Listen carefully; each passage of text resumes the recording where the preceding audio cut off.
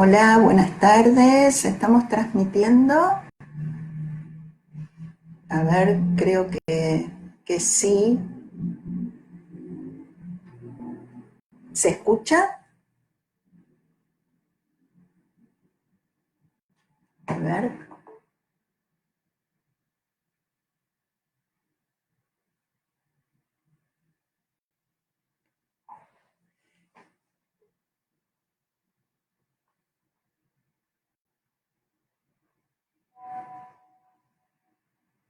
Ah, perfecto. Ahí están empezando a entrar. Sí, sí, se escucha. Qué bien. Bueno, muy bien. Qué alegría realmente este, encontrarlos, ver que se van sumando. Acá me están avisando que se escucha todo bien y que también se está viendo. Hola, qué lindo, hola, hola a todos. Es muy emocionante todo esto en estos momentos, el reencuentro, la forma y bueno, y es muy emocionante también para mí porque, bueno, hoy es un día también muy especial ya que les voy a presentar algunas de las ideas de que es mi último libro, que acaba de salir eh, gracias a bueno, las gestiones del editorial, porque nos agarró en la imprenta, ya estaba en marzo pronto a salir, quedó en cuarentenado.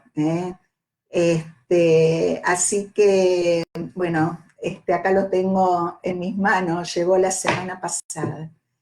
A medida que se va sumando los asistentes y los participantes, los voy saludando, los abrazo en estos momentos a todos. Y bueno, yo soy Norma Brunner, quiero agradecer también, voy a comenzar agradeciendo a quienes me han dado esta oportunidad del encuentro con ustedes hoy aquí, a Yoica en México, a Jesús Ramírez, quien me acercó la invitación allá por marzo, eh, Arturo Rogelio, por la paciencia que me tiene con esto de enseñarme bueno, a utilizar estas tecnologías a las cuales creo que, bueno, nos estamos todos acostumbrando y haciendo el esfuerzo por aprender.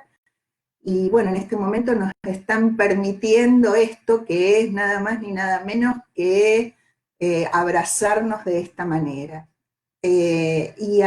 A Alejandro Rodríguez, que se puso también en comunicación conmigo hace unos días atrás. Eh, bueno, les decía que hoy es un día muy especial, además de por el encuentro, el reencuentro con amigos, porque, bueno, les voy a hablar de los temas y las preguntas, las hipótesis y las propuestas que decidí poner por escrito en este libro que acaba de salir por Lugar Editorial, ya está disponible, si lo quieren leer y hojear, pueden entrar al sitio y hay partes del libro que se pueden hojear. Quiero agradecer, ya lo dije, ¿no? Al Lugar Editorial por el entusiasmo y la rapidez con la que editó y publicó este libro en tiempos muy difíciles para todas las editoriales, para todo el mundo, ¿no? Y especialmente a quien hizo el prólogo de este libro, que es Joseph Nobel Freud.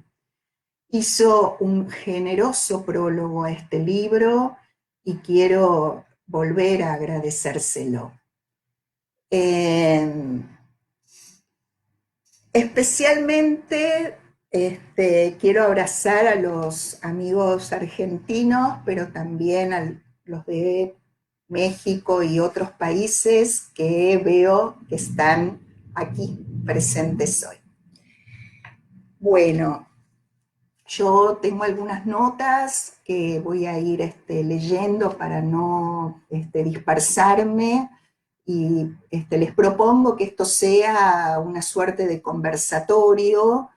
Me gustaría proponerles un primer tiempo en el cual voy a exponer algunas ideas, presentárselas y después, bueno, abrimos a la conversación.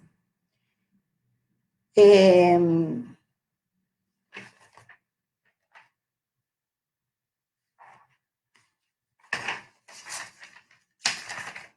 Me voy a presentar también muy brevemente. Me parece que, bueno, por ahí muchos de ustedes me conocen y nos vamos conociendo también a partir de hoy.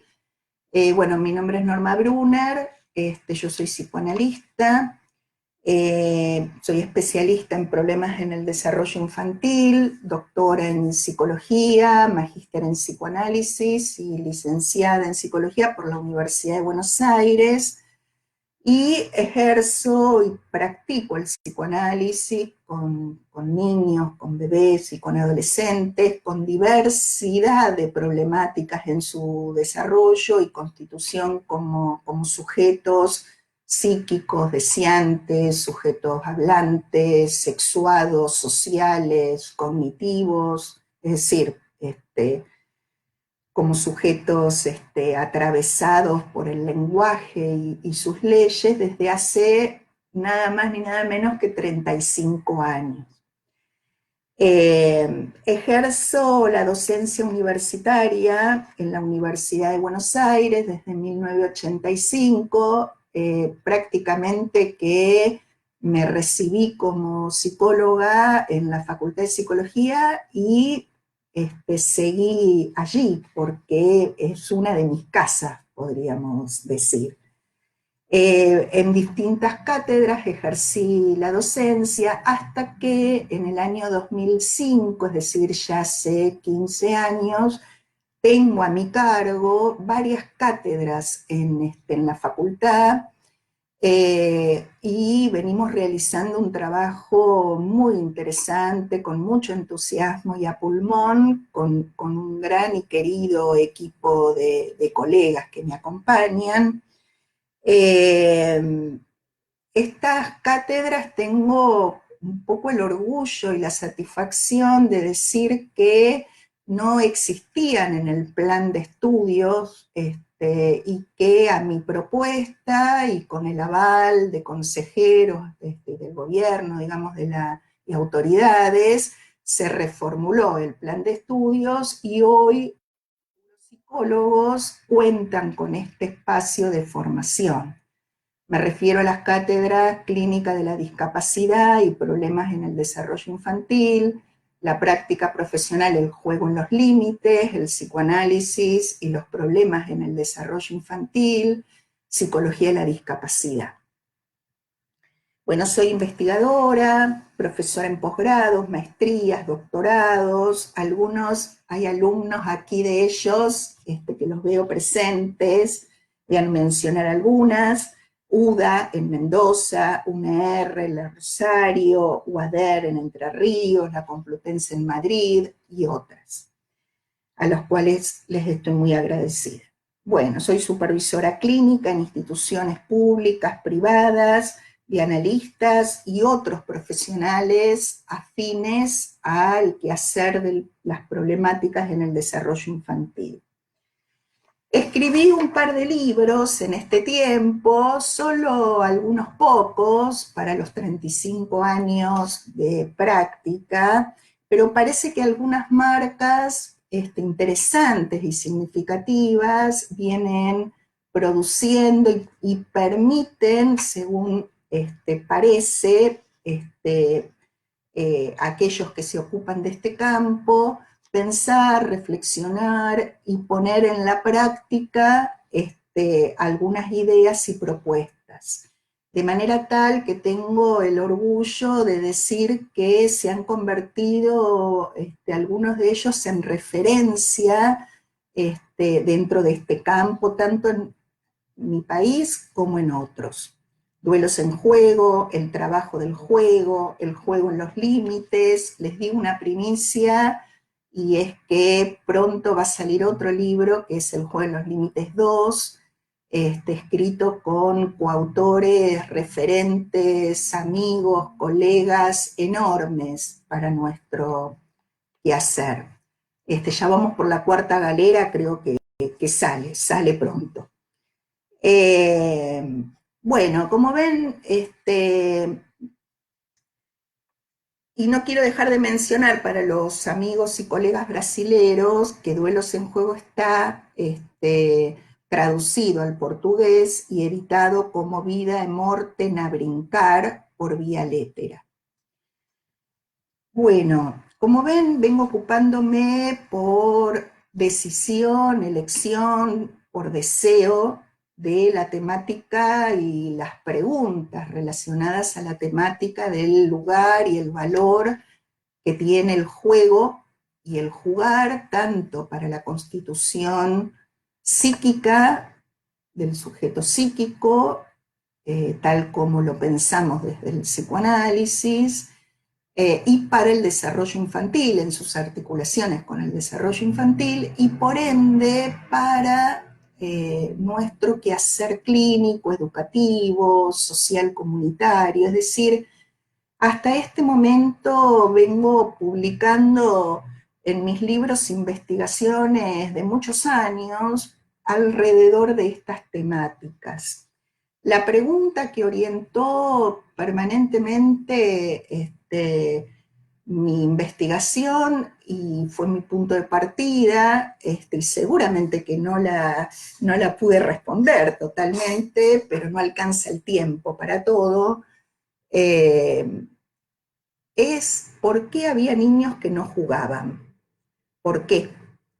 Porque si la niñez se define por el fenómeno y la formación psíquica del juego, ¿por qué había niños que estrictamente, según nuestra definición de juego, no lo hacían? ¿Y qué relaciones había entre estas dificultades o ausencia de juego en sentido estricto y sus problemáticas a la hora de llevar adelante y construir su desarrollo y el andamiaje de su subjetividad y de su aparato psíquico, ¿no? ¿Qué lugar ocupaba entonces la función del juego?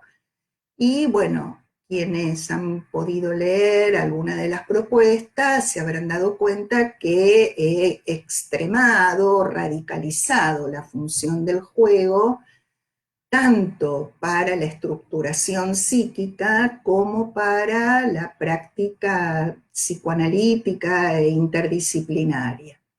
De manera tal que se me aparece impensable su ejercicio por fuera de este marco y sus conceptos y sus consecuencias. Pero esto fue haciendo que dejara a la espera, y ahora sí, ya estoy entrando un poco en la temática que nos aúne hoy, fue dejando a la espera el hecho de poder, por una cuestión fáctica, escribir quizás más profundamente sobre otras temáticas tan importantes como esta, ¿no? Y entre ellas, bueno, la pregunta por el lugar de los padres, el valor que tiene el trabajo con los padres para la práctica psicoanalítica, con bebés, con niños, con adolescentes, repito, en su amplia variedad de presentaciones clínicas. No solamente me voy a referir al lugar del trabajo psicoanalítico con los padres en el caso de bebés, niños y adolescentes con problemáticas graves o severas o complejas, digamos, del orden de lo que uno podría pensar como autismo, psicosis infantiles u otros. Digo, me refiero a un lugar dado, ¿no? La pregunta por el quehacer y la escucha, como dice bien el título, eh, y ahora digo algo respecto al título, fíjense que en el título digo padres a la escucha en psicoanálisis, y esto porque decidí de todo, digamos, el campo que podría haber elegido, ¿no? A la hora de pensar en esta cuestión, elegí, como no todo se puede, el rasgo que me parecía a mí por ahí más interesante y significativo a la luz de las preguntas y de la investigación que vengo realizando y de mi práctica clínica y de los tiempos actuales, que es acentuar la escucha. Digo esto porque en este libro no hablo de el lugar de los padres y las intervenciones del analista con los padres, sino que pongo en el centro del escenario analítico, en este escenario cuyos bordes son imprecisos, pero que me parece que si bien no extiende los límites de este escenario a un sinnúmero de campos profesionales y atraviesa distintas disciplinas, por eso dije en la presentación, este libro va dirigido, o este tema le preocupa a no solamente los psicoanalistas, sino también a otros profesionales, docentes, trabajadores sociales, preocupa a la hora del diseño y la reflexión acerca de las políticas públicas comunitarias, de salud mental, de salud, pero lo que define a mi punto de vista, digamos, la especificidad de la posición psicoanalítica en este trabajo tiene que ver con la escucha, con el escuchar. A partir de allí luego advendrán las decisiones de la intervención a realizar, no sin la escucha preliminar. Y decidí ubicar la cuestión de la escucha en el centro de la especificidad y de la ética del psicoanalista en su posición, porque además me parece que nos hemos olvidado un poco de esta cuestión, preocupados como estamos por otras, y nos hemos olvidado, creo que los psicoanalistas nos hemos olvidado.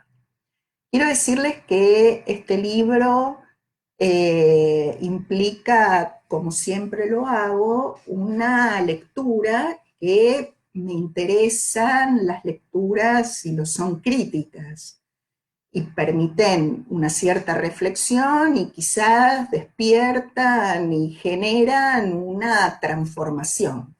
Es decir, me interesa la lectura que escribe la posibilidad de producir actos creativos y transformadores.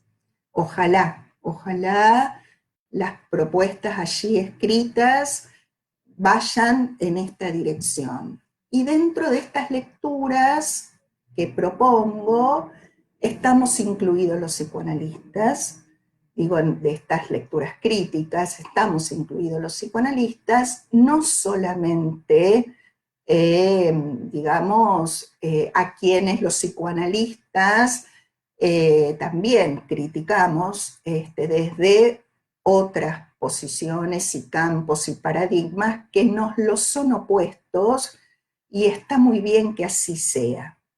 Pero para seguir con la consigna de estos tiempos, quédate en casa, empecemos en casa y bueno, vamos a hablar un poquito de esto, de nuestra casa.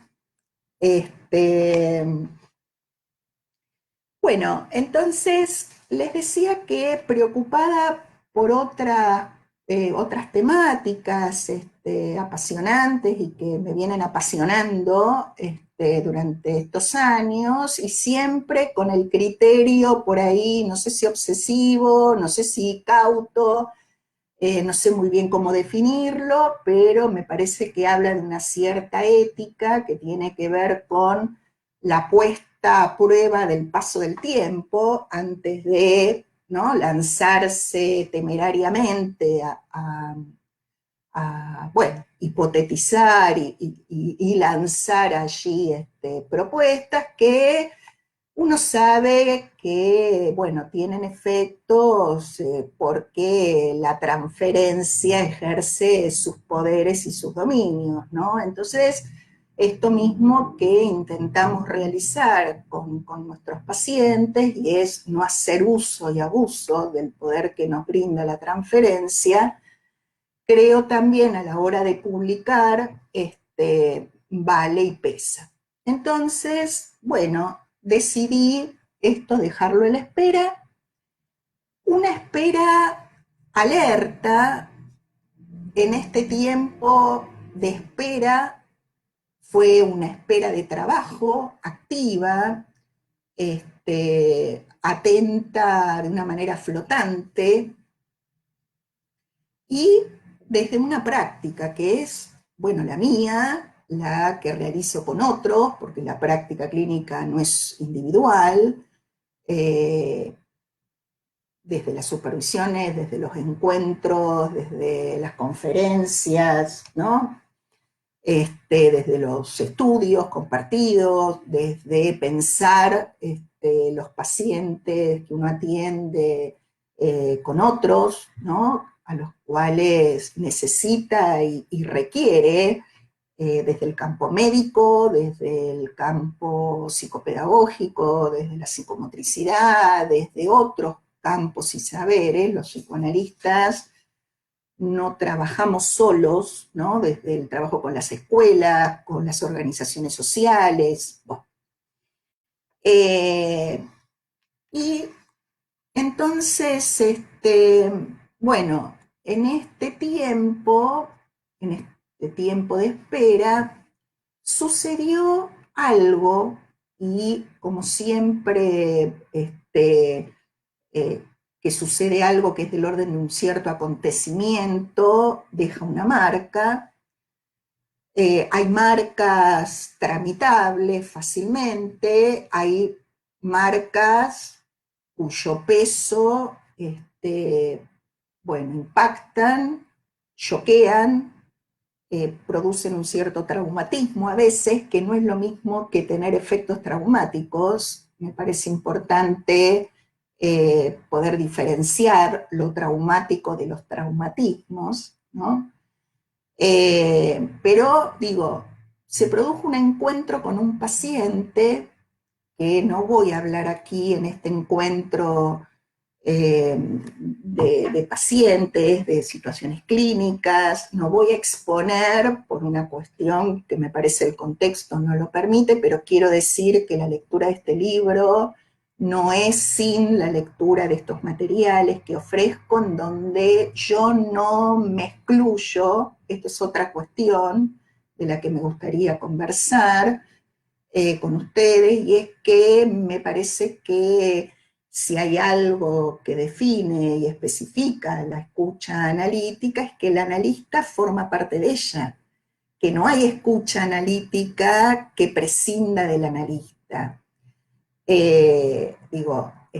Por eso las diferencias entre el autoanálisis o leer un libro de autoayuda, o la conversación con por ahí otros analistas amigos que le pueden decir a uno algunas cosas, pero digo, el marco analítico, el proceso analítico, los tiempos analíticos, la dirección de la cura analítica, la escucha analítica, requiere del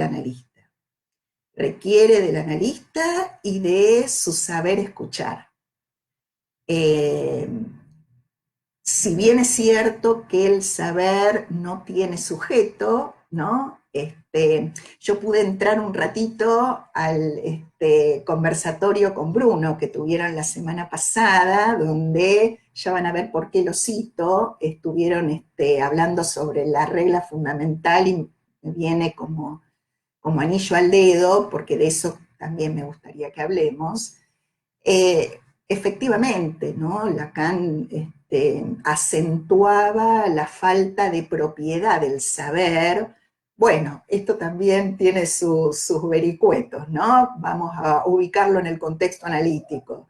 Digo, en el sentido de que este saber que no se sabe, que se va sabiendo en el marco de un contexto analítico, y es un saber que se va produciendo entre, ¿no? En ese espacio entre, en este caso, el analista, los padres, los niños, los adolescentes con los que trabajamos, pero también los otros profesionales, requiere de la escucha atenta, flotante, a la espera del analista. Por eso es que el analista no está fuera de esta escucha. Y requiere de ahí lo inconsciente que, bueno, quizás uno puede hacerse la pregunta, ¿cuántos, no? Para eso inconsciente que se va produciendo en el proceso analítico. Entonces, lo que quiero decir es que en este libro me expongo como analista, no me ahorro exponerme, y me incluyo dentro de, bueno, las situaciones clínicas y la manera en que escuché las mismas. No es lo mismo hablar de intervenciones que hablar de escucha.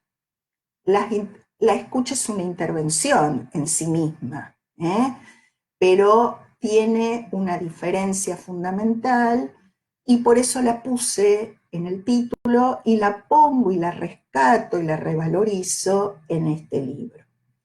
¿Qué pasó con la escucha de los analistas a los padres de los bebés, de los niños y de los adolescentes con los que trabajamos? Les decía que en el 2005 situó un encuentro clínico para mí conmocionante. Tuve muchos, por suerte, a lo largo de estos 35 años. Algunos me ayudaron muchísimo en mi trabajo como psicoanalistas. Uno fue ¿eh? En el libro, además quiero decir, todos los datos personales están absolutamente cuidados y en muchos casos, la mayoría, digo esto porque comunico situaciones de trabajo, digamos, de muchos años, no solamente algunas entrevistas recientes, son casos muchos cerrados, y en los que no tuve autorización de los padres. Estoy situando una cierta ética. La otra cuestión que me gustaría también decir es que fíjense que en el título, bueno, del caso de Alejandro y sus padres no voy a hablar, pero quiero decir que este libro empieza a gestarse en el encuentro con Alejandro, su mamá, su papá. También quiero decir que cuando digo padres es por una cuestión de sintaxis en el discurso y en relación a la paternidad como función, pero que obviamente nos estamos refiriendo también a madres. Hay que aclarar hoy estas cuestiones, pero fíjense que en el título hablo de padres a la escucha en psicoanálisis y no el psicoanálisis o el psicoanalista a la escucha de los padres, porque me permite hacer un juego por el cual me permite acentuar una cierta ambigüedad en el juego justamente que propongo, y es ubicar el sujeto en el lugar de los padres y no en el lugar del psicoanalista, que más bien es objeto, ¿no? De, o sujeto escuchante. ¿Quién es el sujeto? ¿Quién es el sujeto? Bueno, en este caso me interesa acentuar el lugar del sujeto en los padres, a diferencia de otras posiciones y paradigmas con los cuales no concordamos, que hacen de los pacientes objetos, ¿no? Pero además, porque, y esto es lo que decidió que en mí no siga esperando para escribir y aventurar estas hipótesis y preguntas que voy a aventurar, viene sucediendo una serie de cuestiones a mí, y a quienes me rodean también escucho que les sucede, en los últimos, yo les diría, por lo menos 3, 4 años, con mayor intensidad y efectos, eh, quizás desde el 2015 que se publica el DSM-5, pero en su versión castellana tardó en llegar, pero me parece que esto, no solamente el DSM-5 tuvo los efectos que todos sabemos muy bien, vienen teniendo el DSM-5, el DSM-4, el DSM-3. El DSM-3 es el que comienza la debacle cuando llega a las escuelas. Es ahí donde empiezan a propagarse infecciosamente, para seguir usando, digamos, estos significantes actuales, y empieza a producirse la infección y las epidemias y pandemias de diagnósticas, ¿no? De trastornos de inicio en la infancia. Bueno, de manera tal, ustedes saben, permítanme una digresión, que hablando de epidemias y pandemias, el TEA es una de las 4 epidemias actuales considerada por la OMS, ¿no? Bueno, pero digo, entonces, y vuelvo a decir que me interesa en este libro ocuparme de la escucha analítica, no solamente de la escucha analítica a los padres de niños diagnosticados como TEA. Eh, pero para mi sorpresa, y esta es una de las hipótesis que muestro en este libro, hay un trabajo a realizar con los padres de los niños a los cuales se le ha diagnosticado como TEA, con TEA, que no está supuesto. Que no está supuesto porque hay una cierta bibliografía también psicoanalítica, a los cuales no se les supone, en la cual esta bibliografía no la supone esta posibilidad, porque si las supondría, ese niño no podrían justificar una posición de psicosis o de autismo, ¿no? Bueno, esto entre otras cuestiones. Digo, el encuentro con Alejandro y los padres de Alejandro, un niño que llega a los 4 años, yo ya venía atendiendo hace mucho tiempo atrás, digamos, niños con estos diagnósticos, pero ese encuentro a mí me marcó, con un diagnóstico de TEA, y el trabajo que realizamos permitió que cambiara absolutamente en mí y empezara a gestarse una investigación acerca del lugar de la escucha, vuelvo a repetir, de los padres. Y les decía que en los últimos años vienen ocurriéndonos a otros cercanos una serie de sucesos que voy a relatar. Durante mis encuentros, ya sea docente, ya sea en jornadas, conferencias, antes o después se acercan espontáneamente, ¿no? Asistentes del público, muchos de ellos padres, muchos de niños, de bebés, de adolescentes diagnosticados o en tratamientos del orden de lo cognitivo-conductual, pero también en tratamientos que han tenido consultas o entrevistas con psicoanalistas, y me dicen, ¿no? Dentro de algunas cuestiones, y esto es lo que para mí fue novedoso de escuchar, y es lo que les estoy proponiendo que escuchemos quizás juntos, y me dicen más o menos todos, con algunas variantes, algo así. Estamos desesperados, estamos perdidos, no sabemos qué hacer, nos sentimos afuera, no nos escuchan, no nos escucharon, solo la ven o lo ven un ratito, pocos minutos, no sabemos lo que hacen dentro del consultorio, a la escuela no van, con nosotros no hablan, no nos escuchan.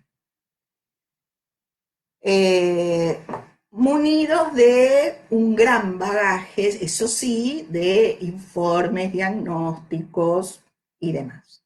Pero también, no solamente esto, yo empecé a escuchar, me lo decían en situación de ya estar en tratamiento, vuelvo a repetir, de haber tenido entrevistas o consultas, y vuelvo a decir, no solamente, digo, en un amplio, vamos a decir, horizonte y variaciones de posiciones y de profesionales, mucho más, les voy a decir, unas que de otras, eh, sino que también lo decían a propósito de los trámites a los que habían tenido que verse forzados a realizar en obras sociales, en instituciones, digamos, el tiempo de espera, esta pérdida, ¿no? De tiempo, de esfuerzo, lo angustioso, digamos, de esta espera, digamos, hasta que, bueno, ¿no? Después de,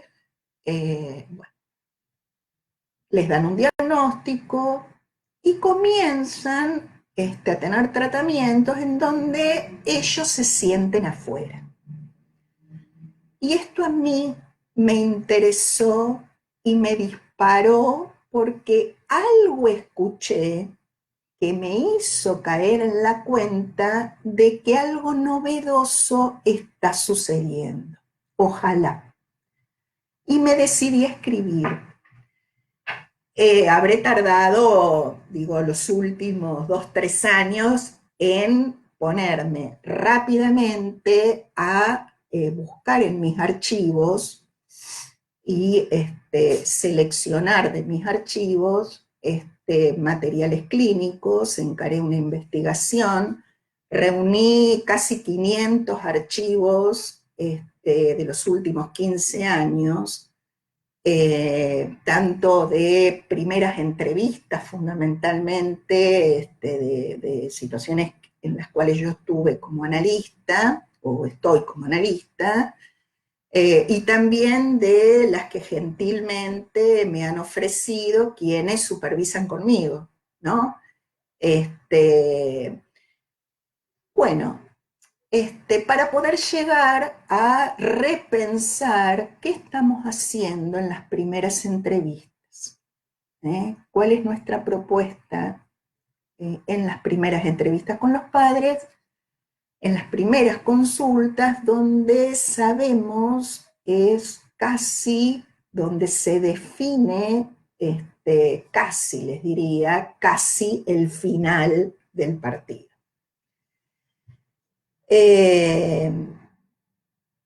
Bueno, y entonces esta formación discursiva, esta posición enunciativa que podríamos, o por lo menos me gustó, digamos, pensarla como la de una cierta configuración transferencial. Yo escribí sobre una serie de configuraciones transferenciales frecuentes, comunes, digamos, en este campo clínico.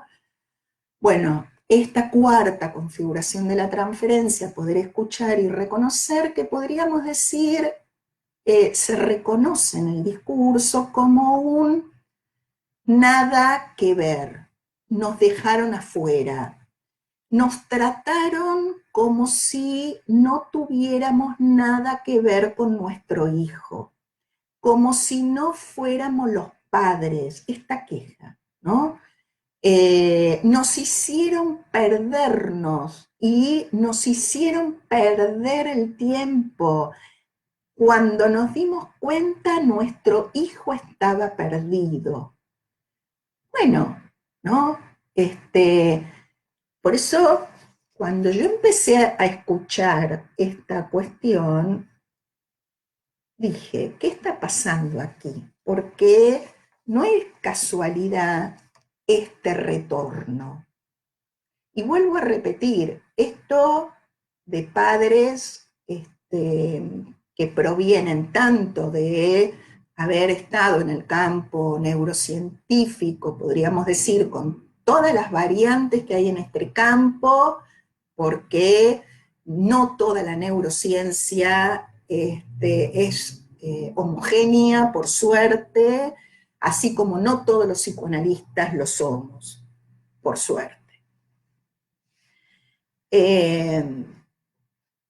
Entonces dije, ¿qué está pasando aquí? Hay padres a la escucha, es decir, que buscan ser escuchados y lo están haciendo en psicoanálisis. O sea, nos están demandando a los psicoanalistas que repensemos nuestra manera y nuestra modalidad de escuchar. Así como, y esta es una de las hipótesis, en este trabajo, porque bueno, yo trabajo así, incluyendo la historicidad, incluyendo la historia, no puedo pensar la escucha analítica por fuera de la construcción de una historicidad singular, pero también una historicidad social. Digo, en este trabajo,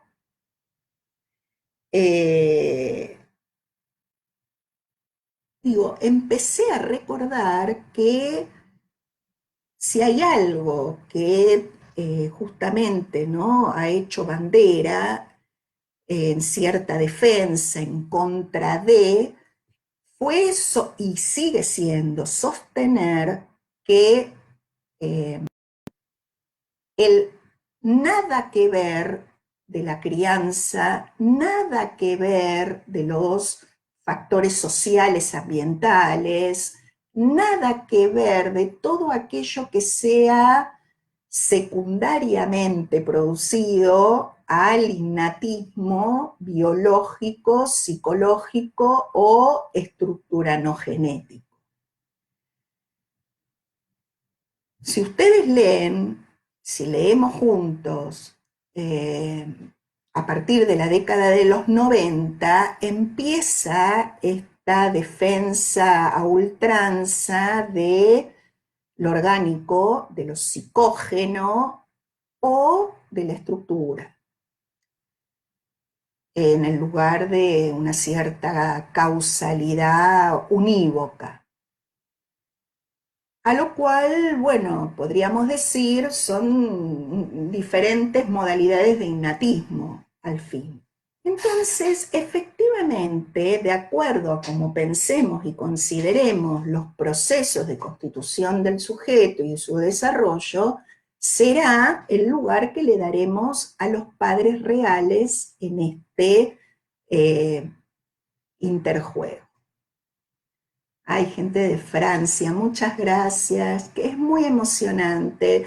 Estoy tratando de no leer todo lo que me están enviando, lo voy a leer, pero para no distraerme, simplemente, pero sigan mandando que me pone muy contenta y me alienta a este animarse, ¿no? A este arriesgarse, a reinventar, a repensar, a reconsiderar y vuelvo a decir, no ponernos nosotros afuera, es decir, empezar por casa.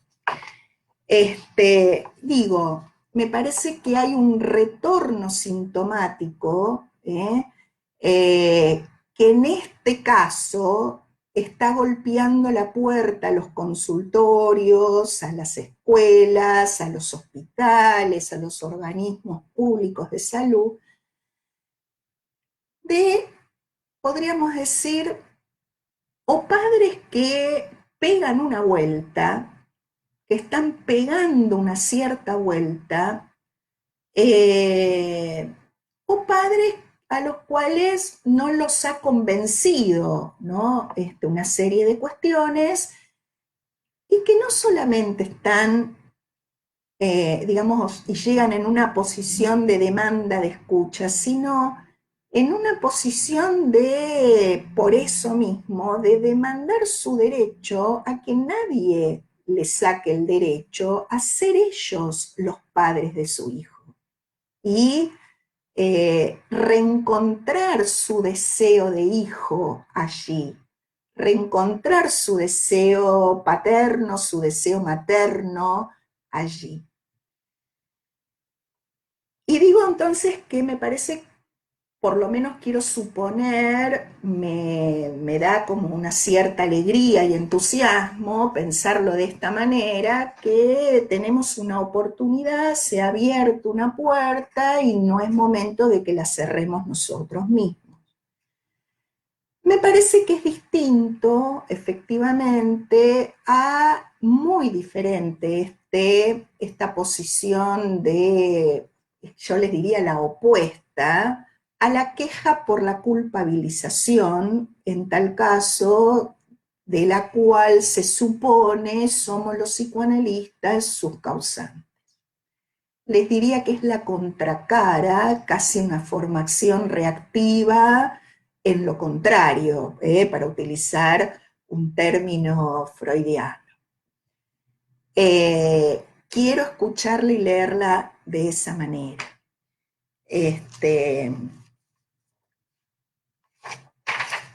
Bueno, todo esto me llevó, vuelvo a decir, a reconsiderar mi propuesta de esperar con este tema, investigar, leer y hacer, como les decía, una cierta búsqueda de una cierta historicidad y preguntas. Una de las preguntas a los que los invito a pensar, tal como lo digo, digamos, desde la introducción, tiene que ver con, empezando por casa, con la historia del psicoanálisis con niños. Pero para ir tomando aquello que de este tema me ocupa en esta oportunidad y hizo mi investigación. Me sonrío con los saludos. Muchísimas gracias. Bueno, comienzo de esta manera, ¿no? Digo, desde el origen del psicoanálisis con niños, la presencia de los padres reales fue sindicada como un problema y un obstáculo.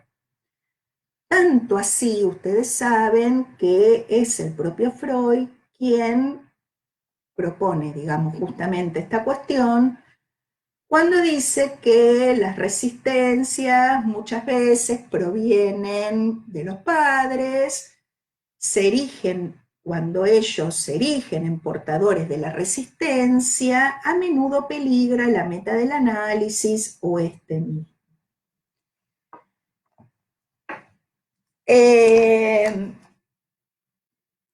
En la historia del psicoanálisis, que de esta marca en el origen del psicoanálisis, de ubicar la presencia de los padres reales en el lugar del peligro, del obstáculo, de la amenaza, no ha sido sin consecuencias. Pero tampoco ha sido sin consecuencias, según mi hipótesis, la posición que han tenido los padres reales del psicoanálisis con niños. Me estoy refiriendo, si lo incluimos o no lo incluimos a Freud, digamos, en esto, porque, bueno, quizás uno podría decir que el psicoanálisis con niños propiamente dicho está cumpliendo 100 años. Comienza en 1920 con 3 grandes mujeres analistas, enormes analistas, Helmut, Anna Freud y Melanie Klein. No vamos acá a desarrollar la historia del psicoanálisis con niños. Yo en el libro ubico de lo que a mí me interesa, apelo a bibliografía que, digo, me ha servido sobremanera y me ha interesado, no solamente en relación a la historia de los orígenes del psicoanálisis con niños, sino también en relación, como les facilita el texto, de las relaciones entre el psicoanálisis y la historia de la infancia, porque sin duda que gracias al psicoanálisis la infancia fue reconocida como este espacio y tiempo privilegiado. Y luego, digamos, del psicoanálisis, nunca fue lo mismo, digamos, a la hora de la preocupación y de la ocupación acerca de proteger a este grupo, digamos, de vulnerabilidad, ¿no? Y los adolescentes. Pero también hay aportes recíprocos, ¿no? Que hizo la historia de la cultura y la historia de la humanidad al psicoanálisis. Entonces en el libro trabajo esta relación entre los aportes recíprocos del psicoanálisis a la historia y de la historia al psicoanálisis, si nos vamos a ocupar del surgimiento y la noción de paternidad es solidaria de la infancia misma, porque así como no hubo siempre infancia, tampoco hubo siempre paternidad. Efectivamente, depende del concepto y el lugar que le demos a la infancia, será el lugar y el concepto que tengamos de qué es un padre, qué es una madre, qué lugar tiene y ocupa en el desarrollo de los niños, pero además qué lugar ocupa a la hora de que pueda haber hijo, ¿no? Es decir, procesos de filiación, que como sabemos son simbólicos, atravesados por lo social, pero son simbólicos, determinados simbólicamente y no biológicamente.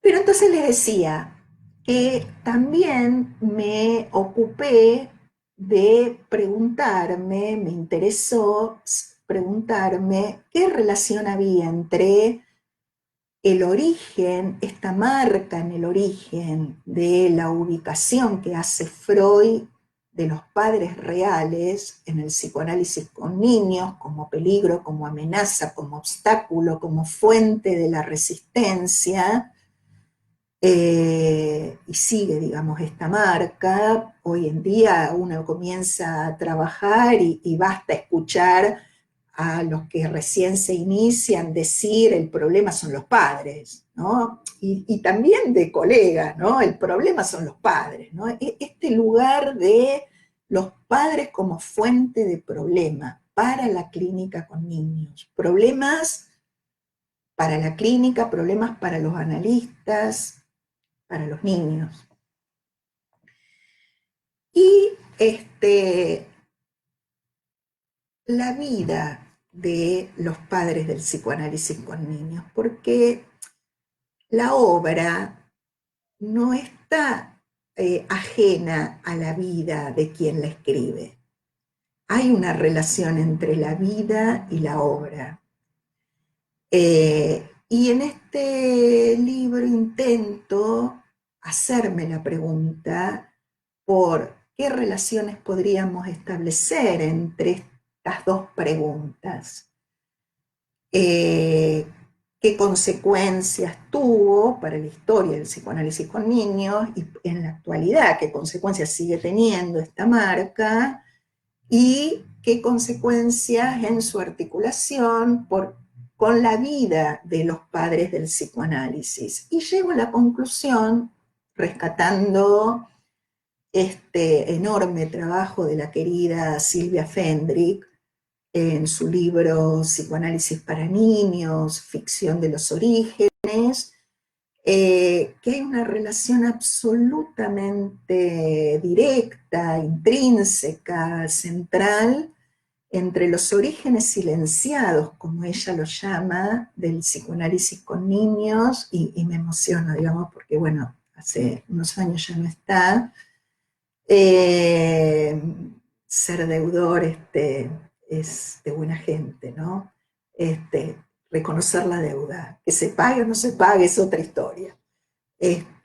Bueno, no hablemos de deuda en este momento. Estamos por negociar nuestra deuda externa en la Argentina.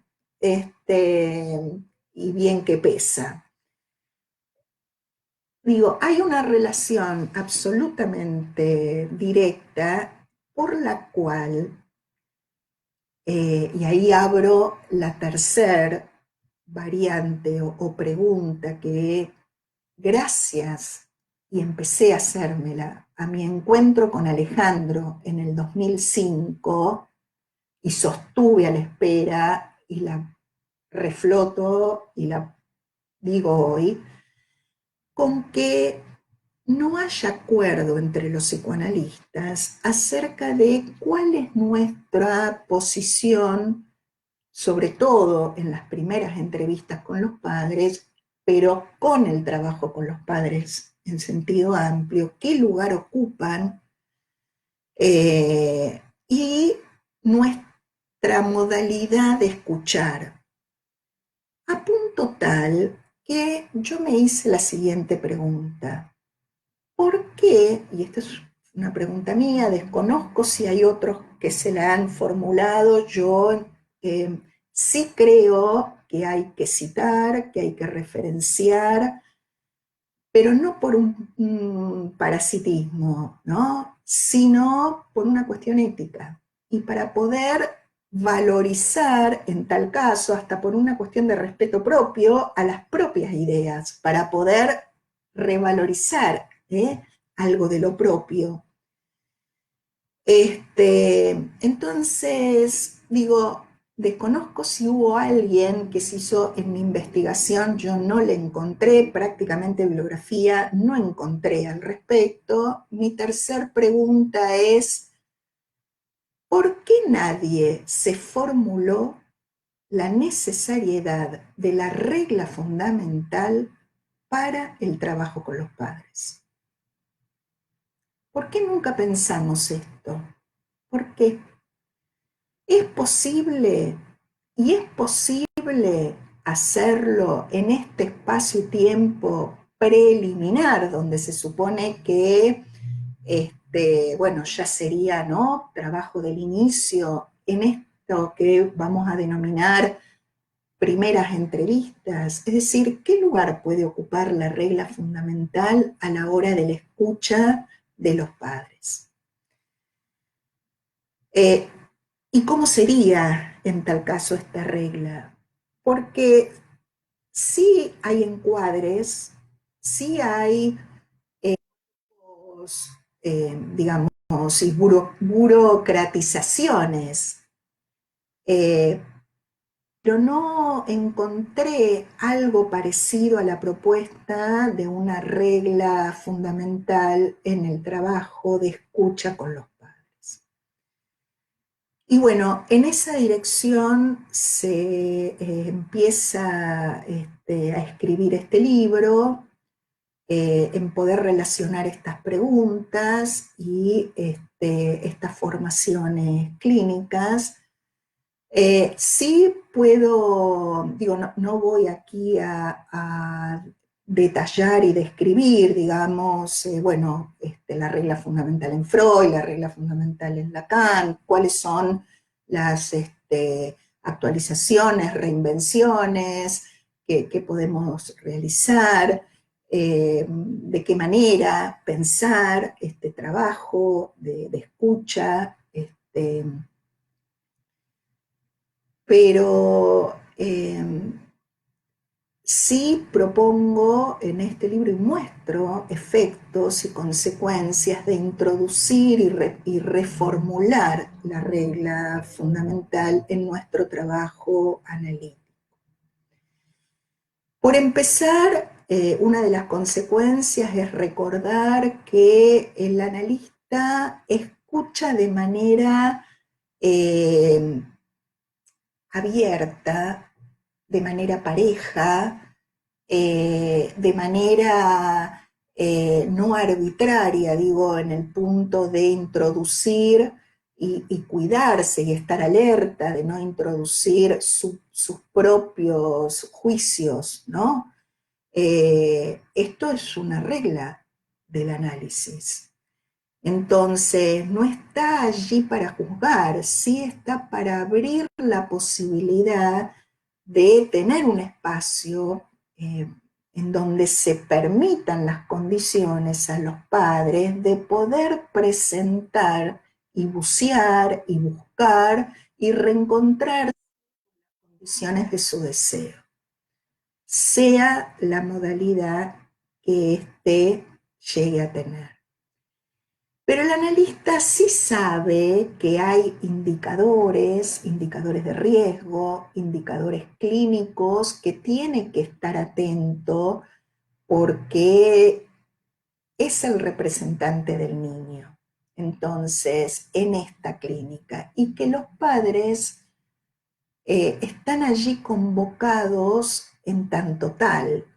Por eso es que también establecer diferencias entre escucha de pareja, aunque las relaciones de las parejas conyugal y lo que ocurre con la sexualidad y todo lo que ya hemos leído y aprendimos está presente.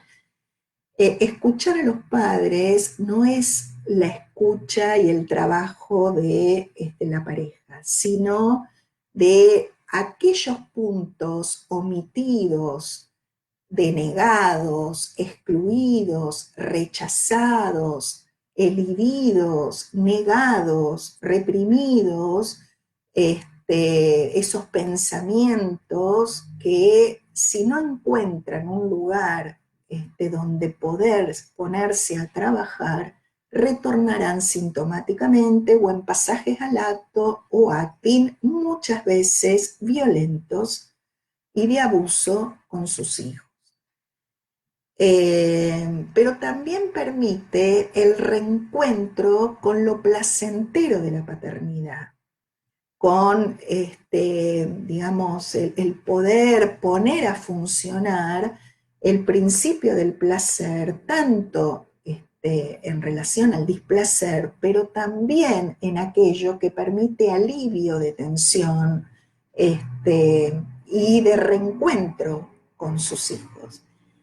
Y también permite poder encontrar letras para poder leer, escribir letras allí donde el hijo o las producciones del hijo se tornaron ilegibles, indescifrables, inescuchables, inaudibles. Eh, bueno, no sé cómo estamos de tiempo. Vamos una hora de exposición, solamente para terminar y abrir la puerta al juego del intercambio. Me gustaría decirles que se puede ser analista de los hijos. ¿Se puede ser analista al mismo tiempo de los padres y de los hijos? Digo, en el origen del psicoanálisis, eh, los padres reales fueron analistas de sus hijos. ¿Será por eso que el lugar de los padres reales fue un obstáculo y un peligro?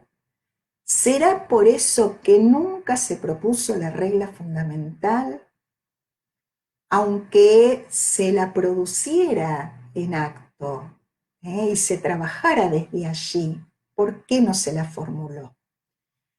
Y no quiero dejar de rendir mi homenaje a quienes reinventaron en la historia del psicoanálisis la clínica con niños y nos permitieron hoy reabrir el juego.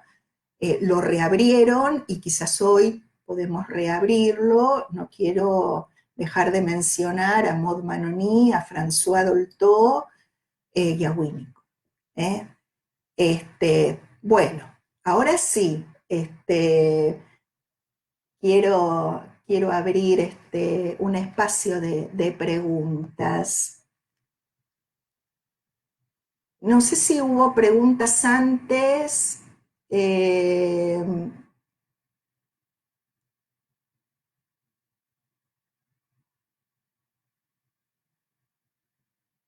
bueno, pedidos de consulta, iré contestándolos en privado. Durante la transmisión le escribimos la respuesta. Qué alegría. Bueno, muchísimas gracias por sus comentarios, muchas gracias. Este, mm, bueno, son muchísimas gracias. No tengo más palabras que agradecer. Eh, Walter, ¿cómo podemos acceder al libro? Qué alegría, Walter, qué alegría. Eh, Mirá, el libro está ya disponible, muchas gracias por tu pregunta, en el sitio web de Lugar Editorial. Se puede acceder, ya se puede, digamos, conseguir, hay envíos por delivery y este tipo de cosas. Y también se puede hojear el prólogo y se puede hojear la introducción y se puede hojear el índice de manera gratuita. El prólogo de Joseph Nobel Freud. Muchas gracias. La culpa es de los padres, es una frase que se escucha entre los educadores también. Y efectivamente, los padres como problema, los padres en el lugar de la culpa, pero ojo porque acá también tendríamos que abrir un hipervínculo en términos tecnológicos, eh, y acerca de la culpa precisar un poco más algunas cuestiones, porque yo creo que eh, es cierto, lo acabo de decir, ¿no? Ha habido y sigue habiendo un deslizamiento culposo a esto de la culpa del niño, de que el niño esté como está, la tienen, ¿no? Digo, o esta formación de es más fácil trabajar con los niños que con los padres se transforman efectivamente en fuente de resistencia muchas veces, pero yo digo, no lo dije suficientemente bien cuando estaba mencionando esta cuestión. Yo creo que ahí el que hace resistencia es el analista, porque está reconociendo su propia impotencia del manejo y la escucha de efectivamente en transferencias que se entrecruzan eh, y que complejizan el trabajo, ¿no? Pero cuando es el analista está el educador, el trabajador social, digamos, el médico o cualquier otro profesional o docente, operador, que ubica de esta manera a los padres, lo que hace es dejarlos afuera. Entonces, esto es lo que viene ocurriendo. A ver, yo no digo que la culpa sea de los psicoanalistas, ni que la culpa sea, porque esto es imaginarizar la cuestión, pero algo, eh, digo, tenemos que poder escuchar y leer en las formaciones, que hay que suponerlas que son respuestas a lo que del mensaje vuelve de manera invertida, porque digo, así como, entre comillas, el texto de la culpabilización alejó y a otros les sirvió bien como, digamos, vamos a decir, no sé si como excusa, pero como abono, ¿no? Perfecto a sus hipótesis innatistas, y le sigue sirviendo, y además para ejercer un cierto dominio y un cierto poder, en donde hay que hacer lo que los terapeutas o los educadores o quien fuera dice que hay que hacer, ¿no? Y no buscar la vuelta o la forma en donde sean los padres quien, bueno, ¿no? Relancen la función deseo y encuentren los recursos con el analista, ¿no? Con el analista o con quien esté allí en juego, ¿no? Entonces, digo, esta culpabilización creo que así como en su momento disparó a un cierto acting, en mi hipótesis, ¿no? O a un cierto pasaje al acto y le vino bárbaro, ¿no? A ciertos paradigmas y lecturas, hoy nos vuelvo a decir, en este retorno, le está volviendo en este retorno, y la queja es, nos dejaron afuera. Nos tratan como si no tuviéramos nada que ver. Vuelvo a repetir la formación que para mí es novedosa, fue novedosa de escuchar o de pensarla de esta manera para mí, no sé si para ustedes, pero me pareció que valía la pena detenerme y que nos detengamos desde el psicoanálisis a pensar. Bueno,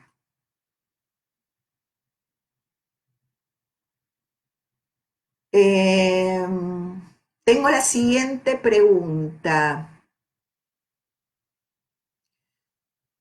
¿Cómo sería conveniente intervenir en un caso en el cual los padres se encuentran aferrados a un diagnóstico médico y el analista ubica fenómenos que pueden dar cuenta de un cuadro de afectación grave de la subjetividad? Y acá Walter, a renglón seguido, me hace otra pregunta, ahí voy. A ver, Luciana,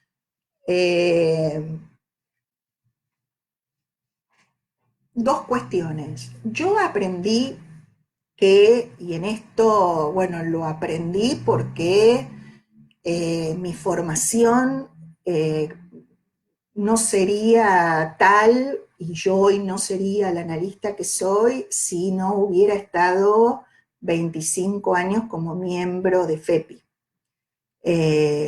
Y aprendí que el desarrollo es un campo heterogéneo, intertextual, interdisciplinario, que el orden médico forma parte de él, que no es uno u el otro, sino que es uno en sus anudamientos y desanudamientos, en tal caso, aunque la constitución del sujeto psíquico dependa de los procesos simbólicos, no es sin las vicisitudes que acontezcan en lo real orgánico, que puede llegar a ser vacilar o poner en jaque a los procesos de subjetivización. Y lo aprendí porque el campo en el que yo me especialicé tenía una amplia mayoría de bebés, niños y adolescentes con problemáticas orgánicas, neurológicas, genéticas, metabólicas. Y entonces el límite y la tensión siempre es conflictivo, ¿no?, entre estos órdenes, y que en tal caso, para que pueda haber un cuerpo y pueda haber un cuerpo como objeto de amor y libidinal, lo real orgánico en sus avances, podríamos decir, y sus amenazas, tiene que estar atendido por el orden médico. Entonces no es uno sin el otro. En tal caso te invito a la interdisciplina en lo posible con el orden médico. En lo posible siempre hay que hacer equipo, aunque no estemos trabajando en una institución. Y del caso no puedo hablar porque es absolutamente singular. Tomo tu pregunta como excusa quizás para introducir la necesariedad de la interdisciplina en nuestro trabajo como psicoanalistas, que creo que es parte de también lo que los efectos de retorno, ¿no?, que nos han hecho. No va a la escuela, no se comunica con el pediatra, no habla con los otros profesionales, solo lo atiende a él, a nosotros no nos escucha. Walter, yo tengo una pregunta. ¿Cree que es un fenómeno de la época y un efecto de dejar afuera a los padres que se generen en las agrupaciones como TGD de padres? Bueno, Walter sabe lo que está preguntando. Me parece que él tiene la respuesta, o por lo menos alguna hipótesis. Me gustaría llegar a pensar que sí, pero no creo que sea la única respuesta, porque, y lo voy a tener que decir, porque, bueno, no me caracterizo por, tengo a la espera algunas cuestiones, pero en algún momento las digo o las escribo. Creo que ustedes saben muy bien que quienes apoyan este discurso también a su vez están sostenidos por fuertes intereses económicos. Ustedes saben muy bien esto. Ahora, no todos los padres, pero quizás una gran mayoría de ellos efectivamente va a estas asociaciones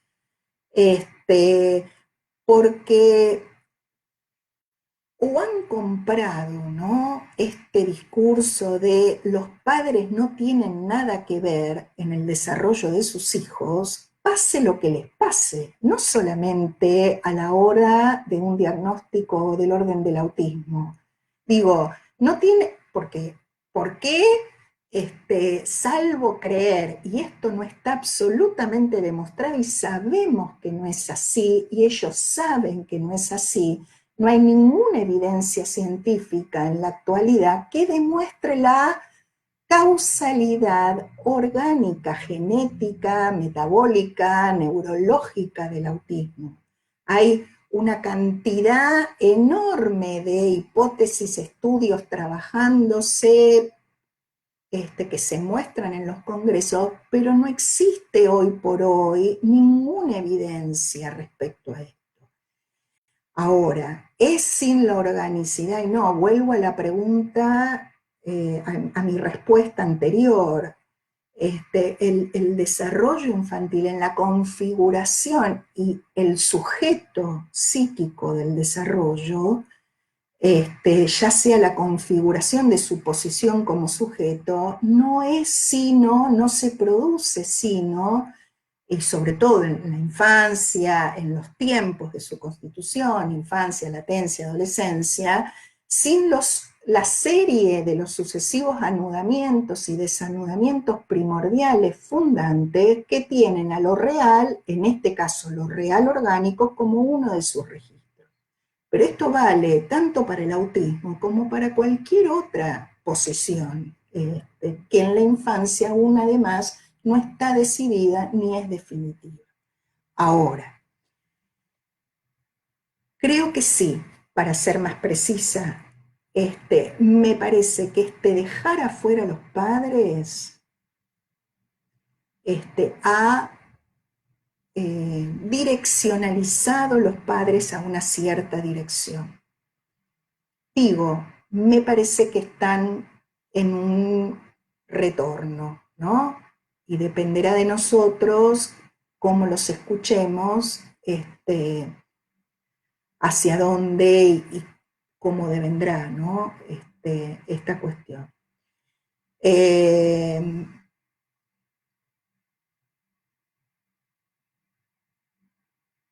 No sé si te contesté, pero sí me parece que, digo, interesante poner a trabajar esta contraposición entre nos echan la culpa de todo, somos los culpables de todo, los psicoanalistas nos culpabilizan, nos vamos, cerramos la puerta, portazo, y nos dejan afuera, nos tratan como si nada tuviéramos que ver, como si no fuéramos los padres de nuestros hijos y tuviéramos los derechos a... me parece como el reverso a seguir pensando. Yo abro a que lo retomemos y en tal caso lo sigamos juntos.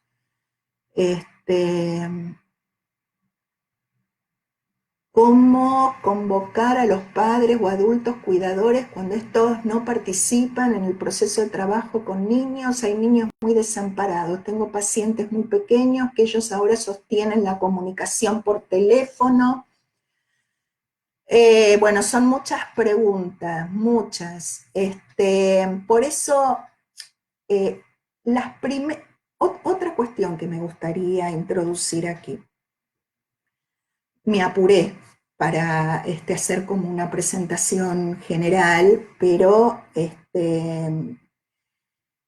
una de las cuestiones que también a mí me producen todo el tiempo pregunta en la formación de los analistas, pero además por una cuestión de época, ya sea por una cuestión de mercado o por otro tipo de cuestiones, ustedes vieron que a veces hay una cierta presión porque rápidamente los niños sean tomados en tratamiento, ¿no?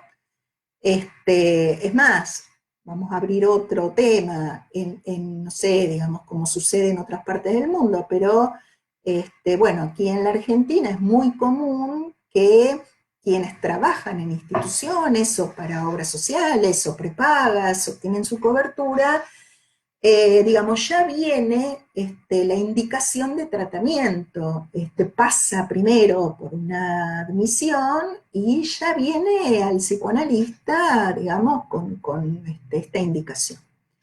Entonces ahí se abre siempre la pregunta, ¿no? En los grupos y cuando trabajamos, bueno, ¿y qué ocurre con las primeras entrevistas, ¿no? Es decir, ¿qué ocurre con este tiempo tan importante en la dirección de la cura, que es el trabajo preliminar, que en la clínica con niños es preliminar a otro tipo de intervenciones, como ser, entre otras, la entrada de tratamiento a un tratamiento u otra, porque no necesariamente esa tiene que ser la única intervención posible. También hay intervenciones breves que el psicoanalista puede hacer, otro tipo de intervenciones en un trabajo continuado, pero digo, a mí incluso en las supervisiones, digo, a veces bueno, los que me conocen saben, ¿no? Que vuelvo una y otra vez cuando escucho que rápidamente ese niño fue tomado en tratamiento por el analista, a preguntar, ¿y qué pasó con las entrevistas preliminares? ¿Por qué tan rápido? ¿No? Entonces, que participen o no participen los padres tiene que ver con el lugar que le hemos dado de entrada, ¿no? Yo no voy a tener tiempo hoy de desplegar, quizás los invito a encontrarnos en otros espacios, en otros momentos, luego por ahí o no, ¿no? De que ustedes se interesen por la lectura del libro, pero digo, ¿qué función tienen las entrevistas preliminares? Creo una de ellas que me parece muy importante es la función de puerta. No sé si de admisión, de puerta. La función puerta es una función de borde y de orden. Uno puede estar enfrente o de espaldas, ¿eh? Pero una puerta abierta es la que propongo, una puerta abierta a la posibilidad de escuchar, de leer, de descifrar algún texto ahí donde se tornaba ilegible el niño para los padres en sus producciones o ante ellos mismos ilegibles sus propias conductas con sus hijos. ¿Por qué hago esto con él? ¿Por qué si yo, ¿no? No quiero, termino haciéndolo? Por ejemplo, este, me enfurece, me agota, no lo aguanto, no sé qué hacer, estoy agotado, no le encuentro la vuelta, me dicen que haga, pero yo no sé cómo ni qué, no puedo jugar. La verdad que yo te veo jugando, pero a mí no me sale, no encuentro, no sé cómo. Este, bueno, esto eh, no se enseña, no se direcciona, no se ejercita. Eh, bueno, a ver, creo que me están mandando mensajes de que ya tenemos que terminar. Arturo.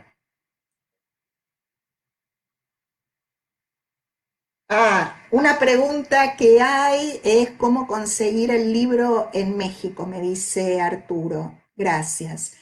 Y bueno, hay que pedirlo al editorial, ahí al sitio web, que les digo cuál es www.lugareditorial.com.ar y la editorial va a coordinar con ustedes el envío.